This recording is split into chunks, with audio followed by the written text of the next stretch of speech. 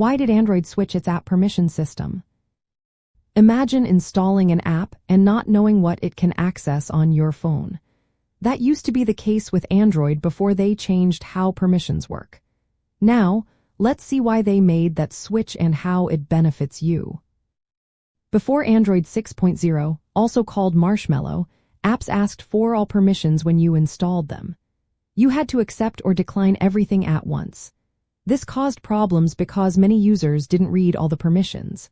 They just clicked accept, giving apps access to things they might not need or want. Bad apps could then secretly access your camera, microphone, or location without you knowing. If you wanted to stop an app from accessing something later, your only choice was to uninstall it. That was not very convenient or secure. To fix this, Android introduced runtime permissions. Now, apps ask for permissions only when they need them. For example, if you open a photo app and want to take a picture, it will ask for camera access at that moment. This way, you can decide in real time if you want to give permission. It also means you can change permissions anytime in your phone settings without deleting the app.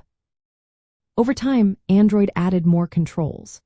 In Android 10, apps could only access their own files on external storage, not everything on your device. Android 11 brought in one-time permissions, so you could allow access just once instead of forever.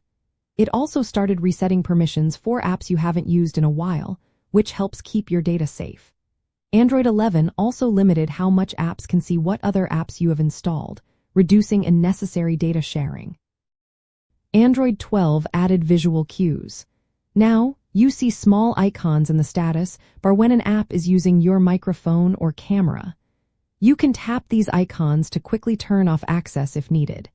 This makes it harder for apps to secretly record audio or video without your knowledge. From a user's point of view, these changes mean more control and better privacy. You can decide what each app can do and see when it's doing it. If an app stops working after you change permissions, you can easily fix it by adjusting settings. Understanding these permission changes helps you troubleshoot app issues faster. For example, if an app isn't opening photos, check if it has permission to access your camera or storage.